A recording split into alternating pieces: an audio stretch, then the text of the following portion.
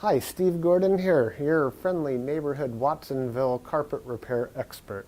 And if you've been searching the internet in hopes of finding a solution to a carpet problem of some sort, whether it be stretching or patching or any type of carpet situation that you need help with, you've come to the right place, because I've made this recording to answer all of your most frequently asked questions. Now, if I miss anything and you need additional information, feel free to call us here at the office and we'll give you all the answers you're looking for. And at that point, we may just be able to come on out and fix your carpet for you. We would be absolutely thrilled and honored to take care of that carpet situation. So, that being said, please call. I'll be looking forward to hearing from you, and until I do, enjoy my recording. Hi, Steve Gordon here, your friendly neighborhood carpet repair guy. And I promise you one thing, and that is I'm absolutely not an actor. So if you're looking for an actor to talk about carpet repair, you've come to the wrong place. But if you want to know about carpet repair, whether it be carpet stretching, patching, Berber carpet repair, commercial carpet repair, transitions between your carpet and a floor, maybe your stairs need repaired, a seam could need repaired, or a few other things, well, in that case, you have come to the right place, because I'm going to talk to you about that, and I'm going to try to answer as many of your most frequently asked questions as possible. And before I get to that, I am going to talk to you a little bit about our guarantee, how to get an estimate, the bid, and a couple other details. So, I hope you enjoy my recording, and please be patient with me because I don't have a script. I've got a dozen notes here to go off of, and it's just going to be right off the top of my head, and I'll try to really just answer all the questions I can ahead of time so that you have a little bit of education when you call us, and I certainly hope you do. So first, I'd like to talk about the guarantee. When you call us, you're going to get a 100% unlimited unconditional lifetime labor guarantee. And what I mean by that is that either you or your carpet or both are going to be completely, absolutely, and thoroughly worn out before you ever have to pay to have that carpet fixed again. So again, 100% unlimited unconditional lifetime labor guarantee, that's forever. How you get your estimate in the first place is after you watch this recording, give us a call here at the office, and we're going to give you something like a phone guesstimate. We'll give you an idea of what you might expect to pay. We might tell you something like between $150 and $300, or we might say between $200 and $400, or something like that. We're not going to know exactly, or even not even all that close, how much it's going to cost to have us fix your carpet for you. So if you feel like we're in the right sort of price range, then we're going to schedule an appointment to come on out and actually give you an absolutely free, no obligation bid. At that point, if you feel the bid is fair, and I'm sure you will because it's our business model to give you a fair price so that we could do the job right then and there all in one trip. We would really love to just do it in one trip. Now, I understand that sometimes you need to get a bid on one trip and then come back at a different time, have us come back at a different time to actually do the work. But by and large, it's normally best to just get it all done all in one trip, and that's how we'll give you the best price as well. After all, driving out to your place once is going to be less expensive for both of us than it would be to drive out to your place 2 or more times. Now, another thing about the absolutely free, no obligation bid is at that point we're going to actually have an opportunity to see the work. We're going to see exactly what needs to be done, because you see, when you call us on the phone, even though you think you've explained the situation thoroughly, it's very likely that either myself or one of my assistants here that helps me answer the phone won't really understand exactly what we're dealing with until we actually see it. And so that's why we really do want to come out and give you a bid in person. And by the way, if you don't like the bid, if you don't think it's fair, we're going to walk away absolutely empty-handed, and that makes us sad. So sad, because we want to be out there, we want to fix your problem and put a check in our pocket and go off to the next one. After all, this is what we do for a living. This is how we feed our families. Speaking about money, please don't pay cash. We would really prefer that you pay with a check made out to Creative Carpet Repair, or use a credit card. You can call in the office with a credit card. So cash, it's against the agreement I made with all my contractors. Now, if you work with me directly, if I'm the actual contractor that shows up to your house and you want to pay me cash, I'm happy to take it. But for any other contractor throughout my entire company, please don't pay cash. Now, I want to talk a little bit about the carpet repairs. I've got a little bit of housekeeping out of the way. Let's talk about carpet stretching. Most people wonder why their carpet is all rippled up. So if you look out at your carpet and you see more waves than the ocean, or it's more rippled up than you can believe, and there's peaks and valleys in your carpet and you're getting seasick just looking at it, or if it's a trip hazard, there's a real good chance that your carpet was never stretched in tight enough to begin with. You see, whoever stretched your carpet the first time around more than likely didn't use a power stretcher. Now what a power stretcher is a pole that it butts up against one wall on one side of the room, and this pole runs all the way across the room to a head that's on the other side. And when we push down on this handle, the carpet gets stretched, and it gets stretched so tight that we have no doubt at all that we're going to be able to live up to that unlimited, unconditional lifetime waiver guarantee. That carpet will never ripple up again. You have my absolute word of honor on that. And if I'm wrong, we'll do it again for no charge at all. When we stretch carpet in a room, it's always best to have the room completely empty. We can empty the furniture out of the room for you if that's what you need, but more often than not, the customer will want to get as much as possible out of the way. Now, don't strain yourself. Don't go moving a giant king-size bed or a dresser that weighs, more than 10 elephants. That's not cool. We have special tools. We have these sliders that we can put underneath the legs of the furniture. So even if your dresser weighs a couple hundred pounds and is harder than heck to move, we get those sliders underneath there, and we can move that stuff around if that's what we need to do. So don't strain yourself moving the furniture. Also, if you have a king-size bed and it's just completely unreasonable for whatever reason to move that bed, quite often we could stretch the carpet in that room without moving the bed. It's a lot more work. Those poles that I spoke about, they go actually underneath the bed, so we stretch the carpet right underneath the bed to the other wall. And it's a lot harder. It takes us a lot more time and effort, but it can be done. So that's a little bit about carpet stretching. We use a power stretcher. We don't just kick it in with our little Susie Homemaker little knee kicker, and it leaves a little bit of extra carpet at the end. We cut off that excess, and you'll see how much carpet we cut off when we're done. We throw it in a bag, and we tuck in the carpet along the edge, and boy, life is good. It looks so much better. One thing that you might be aware of when we finish, though, is if you have large ripples, the carpet could be soiled along the top ridge of those ripples more than at the valleys, and that makes sense. Where you're walking, that's where it's going to get more dirt. So after you stretch the carpet is a real good time to have the carpet cleaned.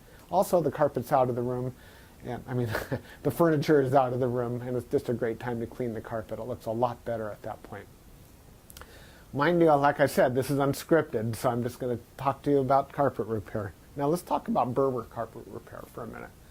Berber carpet repair has rows. Well, Berber carpet has rows. And actually the word Berber carpet, or the name Berber, it isn't exactly accurate. Berber carpet actually comes from a place out in the Middle East, country or countryside, where the area is called Berber, the Berber people or something like that. Anyhow, it's a very expensive rug, Berber rug. That's the actual meaning of the word Berber rug.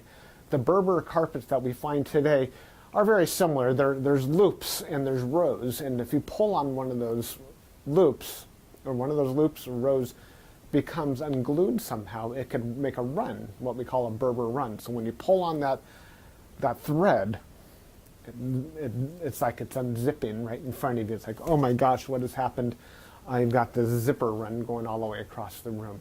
Now your higher end Berber carpet, that doesn't likely happen. It almost never does. But the lower end, middle of the road and lower end Berber carpet runs all the time.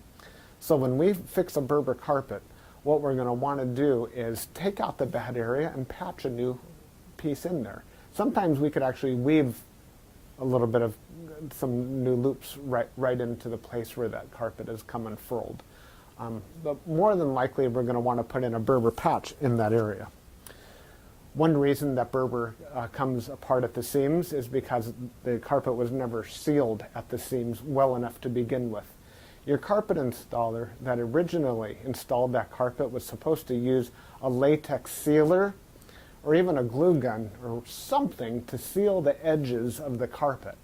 Now, if they don't seal the edges of the carpet, that's one reason that Berber carpet is going to unfurl like crazy. So when we put in a patch or fix a Berber carpet, that area gets sealed.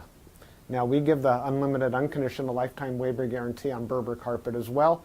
But mind you, just because, let's say you have a 12-foot seam and we fix 3 feet of it, that's the part that we guarantee. The rest of the seam we're not going to touch. And you may have a problem with that in the future. And that's certainly not our business to cover something we've never actually worked on before. Now, after Berber carpet patching, I'll just talk about carpet patching in general. And this includes the Berber. When you call us to have your carpet patched, the first thing that we're going to ask you is if you have any extra carpet to do the patch with. If the answer is yes, well, we're golden. We're ready to do the job. If you say no, you don't have any extra carpet to do the patch with, we'll ask, well, can we take the carpet from a closet or maybe even from underneath a piece of furniture? Because what we can do is we can take a piece of carpet from a closet and patch it right into your damaged area. And it usually works out really well. Most people would rather have a piece of carpet missing out of their closet than have a terrible, nasty area in the middle of their room where they'll see it all the time. After all, inside the closet, you usually have that covered up with shoes and old photographs and baseball bats and everything you've ever collected in your life. More about carpet patching is if you don't have the carpet to do the patch, there's really nothing I can do to help you. So you're going to need to find that carpet to do the patch with before you bother having us come out there, because if we don't have the carpet to do the patch, we're stuck. Our hands are really tied. There's nothing we can do. Now, you're probably wondering how the patch is going to look when we're finished. It's real hard to say, especially in a recording like this. So just between you and me and a million of our closest friends here watching this recording through time, that patch is likely to be visible. You see, if you take a piece of carpet that's never been walked on, it's never been soiled, it's never seen the light from the window coming in so it hasn't faded out, and you take that brand new looking type of carpet or piece of carpet and patch it in to an area that has been worn, it has been soiled, it has been faded out by the sunlight, well, certainly you're going to see the difference between the new carpet and the older carpet because it's patched right in the middle there. Certainly it's going to look a lot better than the situation you probably have right now, but patches are visible. Another reason a patch might be visible would be because, well, thick carpet, thick nap or plush carpet hides the seams quite well. A short nap carpet, like a Berber carpet, for example, or any of the commercial type carpets, they're very short nap. They show the seams far more. Another thing is that the rows have something to do with it. When we cut a carpet in the same direction as the row of the carpet, well, those seams are by and large less visible than the seams that we cut that cross the rows. When we cross the row, well, it's unavoidable to do that if that's what we have to do to make a patch. And those seams stand out a little bit more than the ones that go along with the rows. So carpet patching, that's what we specialize in. We could absolutely do that for you. Have the carpet available for us, and we also back up our patches forever, just like everything else, just forever and ever and ever. That patch will never come up. After patching, well, we could talk a little bit about pet damage also when we talk about patching. If you have an animal, a dog or a cat, or I've even seen where it's been a bunny or a few other animals that have actually gotten locked behind a closed door. What'll happen is they'll get that separation anxiety and they'll try to dig their way out and they'll just rip the heck out of the carpet. That's one of the main reasons we'll do carpet patching. If that's the case, well, certainly it's just like any other patch. You supply the carpet, we'll put it in. However, if that animal didn't tear up the carpet, if they actually urinated on the carpet, there's a whole other thing we can do about that, and I'm going to need your help for that. What we'll do is we're going to ask you to go to the pet store or go online and buy twice as much of a product as you think you're going to need, maybe 4 times as much, to actually kill the odor. Now, the product I'm talking about is actually an enzyme, and what we'll do is we'll pull back the carpet, we'll remove the padding, clean the floor, and you'll pour this enzyme onto the floors underneath it all. And that enzyme will eat up all the proteins that contribute to the smell of the urine in your carpet. Then we'll put in new padding, and you'll pour that enzyme cleaner all over the backing of the carpet as well at that time. I'll reinstall the carpet, and then one more time we'll use that cleaner, and we'll just soak that area of the carpet with that enzyme one more time. And that's likely to kill the scent altogether. That smell should be completely gone. If not, it's probably because your animal found another place that you don't even know about, and I'm sorry about that. There's nothing we could do about your animal. Now that we've spoken about pet damage, I like to talk about carpet to floor transitions. A lot of people call us because they've put in a new floor. Maybe it's a tile or a wood floor, and their carpet now needs to be finished along that edge. More often than not, we don't need to put in any kind of metal there. There's a lot of different types of situations where you do want a metal. If you have an apartment building and you want the carpet to last a long time, between the carpet and, say, for example, a linoleum floor, we could put some metal there. There are flat metals. They're the type of metals that they're called, I've called them beat-down metals before. I'm not sure exactly what they're called. Beat-down metals, they're golden, they're silver, and the carpet goes right in there and it gets hammered down, gives a nice clean edge, and it protects the edge of the carpet for a very long time. But if you're like most homeowners, that's not why you're calling us for a transition. You're calling for the transition because you just put in a nice marble or travertine floor, or maybe a wood floor. And so what we'll do with that is we're going to pull back the carpet and put in a new tack strip right up alongside that floor. Now that floor is going to be holding the place as if it were a wall. So here's your floor, here's your tack strip right in front of it. We're going to pull the carpet over that tack strip and tuck it in right there. So all you're going to see is a nice smooth transition between the carpet and the floor. Now, many times when you put in a new floor, it's important to put in some work into the subfloor underneath, and that might include using hardy backer or some other type of material that raises the floor up even higher than it would have been. So let's just say, for example, you've got a 1/2 inch new tile and another 1/4 inch of underneath there of a hardy backer, or it could even be more. It could be 3/4 of an inch altogether, or even more, that is higher than the carpet. That's extreme. It's usually not that high, but let's just say it is. If we just bring the carpet up and end it right there, well, you're going to stub your toe against that thing. You're going to be cursing to holy high heaven every time you do that. It's just not fun at all. Trust me, it's not. You'll understand if you ever do that. What we're going to want to do in that case is one of 2 different solutions. We're going to do 1 of 2 solutions. One is we can pull back the carpet quite far and use a product like a Fix-All, which is a very fine cement type product. And we're going to feather in a nice ramped area, so we raise the level of the floor slowly up to meet it. What's great about that is the floor and the carpet will be at the same level, then you won't stub your toe. What's not so great about that is when you're walking up that little ramped area, well, you feel like you're walking uphill. There's really no way around that I know of outside of pulling out all your carpet and floating a whole new layer of concrete, self-leveling concrete on the entire concrete floor and underneath.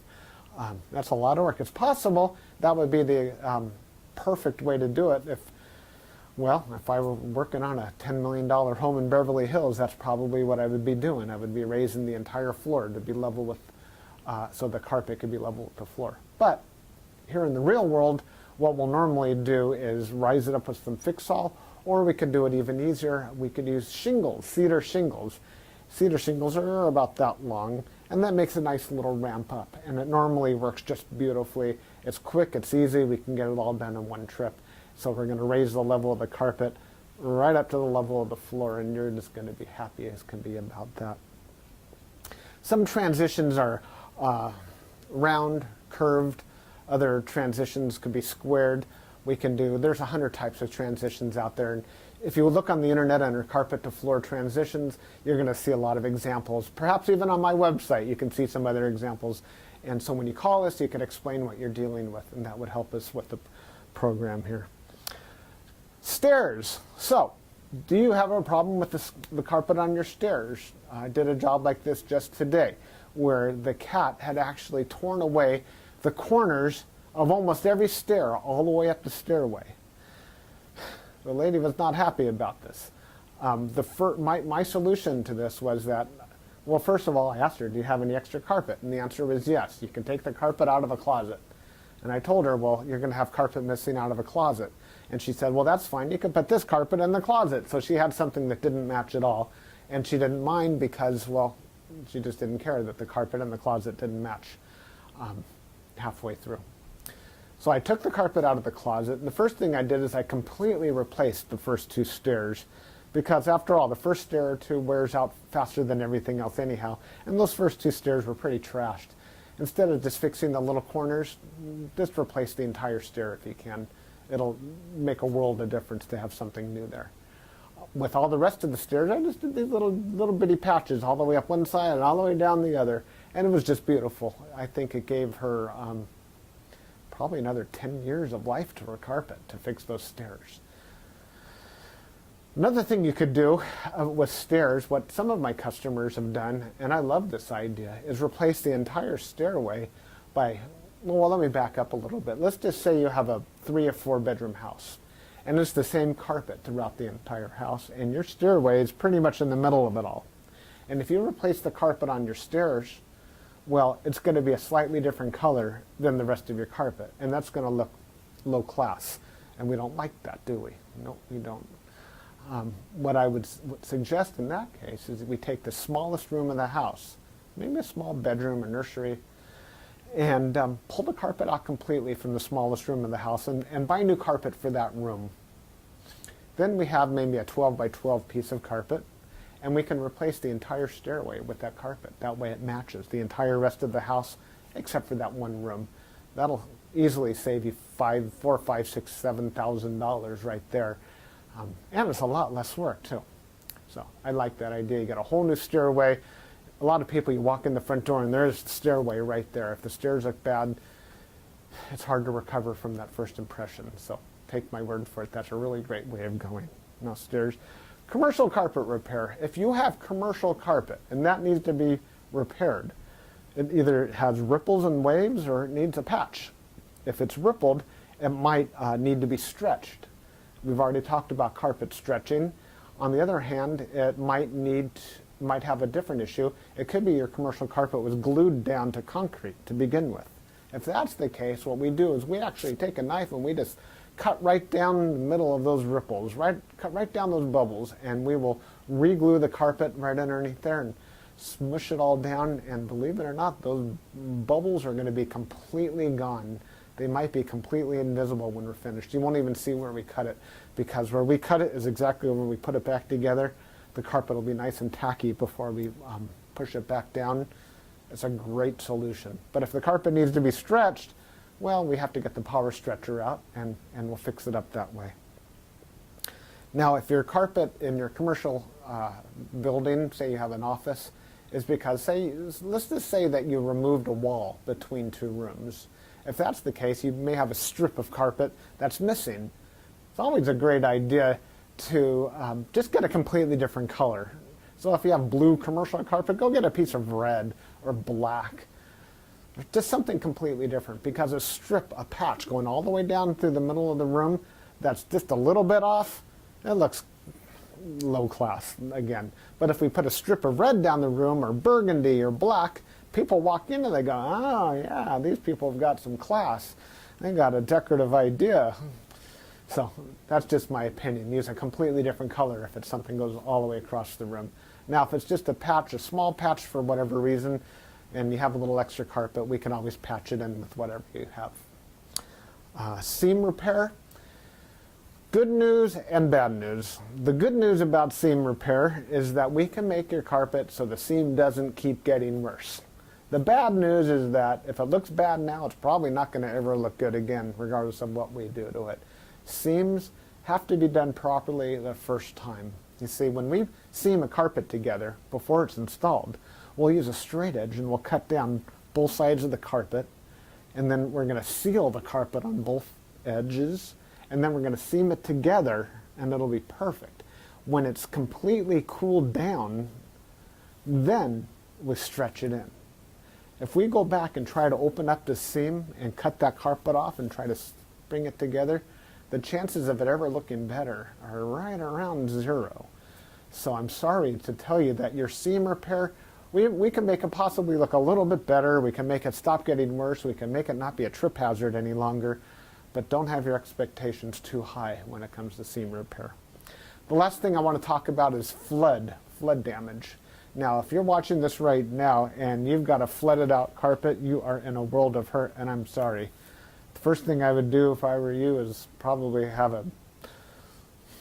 about 3 fingers of scotch. And then I would go ahead and get an extractor, like a hot water extractor. You can rent them at the just about any rental yard, and just start extracting all the water. Pull back the carpet, get rid of all the padding that's underneath your carpet. Rent a couple of blowers, or as many blowers as you need, and these things, they kind of look like a snail. As a matter of fact, that's their nickname in the field. We call them a snail. And they're shaped like that, and boy do they ever blow. And you can blow dry the whole underneath of your carpet. Set it up and get the carpet completely dry. At that stage, that's when you call us, and we can supply new padding, put a new pad, reinstall your carpet, clean the carpet for you if you're in an area that we do carpet cleaning, and life is good. You can put your furniture back and you'll be happy again. You don't have to do it yourself. If you want to call a company, even ours, depending on your area, can do that extraction for you as well.